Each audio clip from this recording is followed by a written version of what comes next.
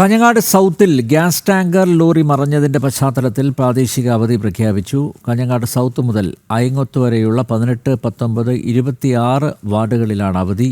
School, anganwadi, കടകൾ ഉൾപ്പെടെ മുഴുവൻ സ്ഥാപനങ്ങൾക്കും അവധി ബാധകമായിരിക്കും. കാഞ്ഞങ്ങാട് നാളെ ഗതാഗത നിയന്ത്രണവും ഏർപ്പെടുത്തി. ചരക്ക് വാഹന ഗതാഗതം നാളെ 9 മണി മുതൽ നിർത്തിവെക്കും. കാഞ്ഞങ്ങാട് സൗത്ത് മുതൽ പടന്നക്കാട് വരെ ഹൈവേ വഴിയുള്ള ഗതാഗതം പൂർണ്ണമായും നിരോധിച്ചിട്ടുണ്ട്. ശിവദാസ് കന്മനം ചേരുന്നു. ശിവദാസ്, വിശദാംശങ്ങൾ. അനിൽ നമ്പ്യാർ, ഇന്ന് വൈകിട്ടാണ് കാഞ്ഞങ്ങാട് സൗത്തിൽ ഗ്യാസ് ടാങ്കർ ലോറി മറിഞ്ഞത്.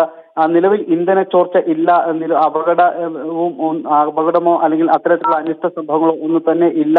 പക്ഷേ ഈ ഭാഗത്തുള്ള ഗതാഗതം നിയന്ത്രിച്ചിട്ടുണ്ട്. അതോടൊപ്പം തന്നെ നാളെ ഈ ഭാഗങ്ങളിൽ ഉള്ള സ്ഥാപനങ്ങൾക്കും അതോടൊപ്പം തന്നെ വിദ്യാഭ്യാസ സ്ഥാപനങ്ങൾ അടക്കമുള്ളവയ്ക്ക് പ്രാദേശിക അവധി ജില്ലാ കളക്ടർ പ്രഖ്യാപിച്ചിട്ടുണ്ട്. പ്രത്യേകിച്ച് 1 കിലോമീറ്റർ ഉള്ളിൽ ഉള്ള വിദ്യാഭ്യാസ സ്ഥാപനങ്ങൾക്കും മറ്റു കടകൾക്കുമാണ് ഇത് ബാധകമാകുന്നത്. അതായത് കാഞ്ഞങ്ങാട് സൗത്ത് മുതൽ അയങ്ങോത്ത് വരെയുള്ള 18, 19, 26 വാർഡുകൾക്കാണ് പ്രാദേശിക അവധി പ്രഖ്യാപിച്ചിരിക്കുന്നത്. നാളെ രാവിലെ 8 മണി മുതൽ തന്നെ ഈ ടാങ്കർ ലോറി ഉയർത്തുന്ന നടപടികൾ ആരംഭിക്കും. അതുകൊണ്ട് തന്നെ ഈ ഭാഗങ്ങളിലുള്ള ആളുകൾ അതീവ ജാഗ്രത പാലിക്കണം എന്ന നിർദ്ദേശവും നൽകിയിട്ടുണ്ട്. അതോടൊപ്പം തന്നെ ഇതുവഴിയുള്ള ഗതാഗതവും നിയന്ത്രിച്ചിട്ടുണ്ട്. പൂർണ്ണമായും ഈ ഭാഗം വഴിയുള്ള ഗതാഗതം നിയന്ത്രിച്ചിട്ടുണ്ട്. പടന്നക്കാട് വരെയുള്ള ഹൈവേ വഴിയുള്ള ഗതാഗതമാണ് പൂർണ്ണമായും തടസ്സപ്പെടുക.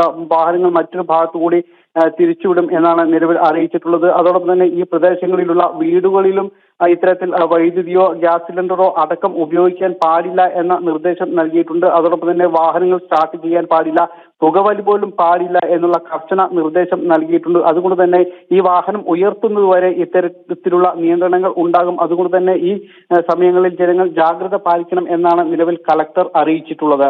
അനിൽ നമ്പ്യാർ. കാഞ്ഞങ്ങാട് സൗത്തിൽ ഗ്യാസ് ടാങ്കർ ലോറി മറിഞ്ഞതിന്റെ പശ്ചാത്തലത്തിൽ പ്രാദേശിക അവധി പ്രഖ്യാപിച്ചു. ശിവദാസ് കന്മനമാണ് വിശദമായ വിവരങ്ങൾ നൽകിയത്.